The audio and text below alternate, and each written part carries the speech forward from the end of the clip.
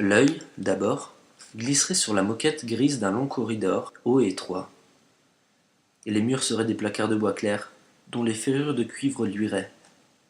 3 gravures, représentant l'une Thunderbird, vainqueur à Epsom, l'autre un navire à aube, le Ville de Montereau, la troisième une locomotive de Stephenson, mèneraient à une tenture de cuir, retenue par de gros anneaux de bois noir veiné, et qu'un simple geste suffirait à faire glisser.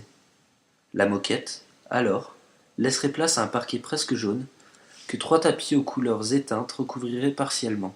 Ce serait une salle de séjour, longue de 7 mètres environ, large de 3. À gauche, dans une sorte d'alcôve, un gros divan de cuir noir fatigué serait flanqué de 2 bibliothèques en murisier pâle, où des livres s'entasseraient pêle-mêle. Au-dessus du divan, un portulan occuperait toute la longueur du panneau. Au-delà d'une petite table basse, sous un tapis de prière en soie, Accroché au mur par 3 clous de cuivre à grosse tête, et qui ferait pendant la tenture de cuir, un autre divan, perpendiculaire au premier, recouvert de velours brun clair, conduirait un petit meuble haut sur pied, laqué de rouge sombre, garni de 3 étagères qui supporteraient des bibelots. Des agates et des œufs de pierre, des boîtes à priser, des bonbonnières, des cendriers de jade, une coquille de nacre, une montre de gousset en argent, un verre taillé, une pyramide de cristal, une miniature dans un cadre ovale.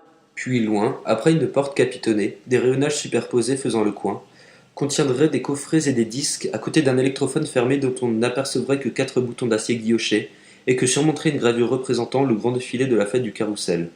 De la fenêtre, garnie de rideaux blancs et bruns, imitant la toile de juillet, on découvrirait quelques arbres, un parc minuscule, un bout de rue. Un secrétaire à rideaux encombré de papier et de plumiers s'accompagnerait d'un petit fauteuil canet. Une athénienne supporterait un téléphone, un agenda de cuir, un bloc-notes. Puis, au-delà d'une autre porte, après une bibliothèque pivotante, basse et carrée, surmontée d'un grand vase cylindrique à décor bleu rempli de roses jaunes et que surplomberait une glace oblongue sertie dans un cadre d'acajou, une table étroite, garnie de banquettes tendues d'écossais, ramènerait à la tenture de cuir. Tout serait brun, ocre, fauve, jaune, un univers de couleurs un peu passées, aux tons soigneusement, presque précieusement dosés, au milieu desquels surprendraient quelques taches plus claires, l'orange presque criard d'un coussin, quelques volumes bariolés, perdus dans les reliures. En plein jour, la lumière, entrant à flot, rendrait cette pièce un peu triste, malgré les roses. Ce serait une pièce du soir.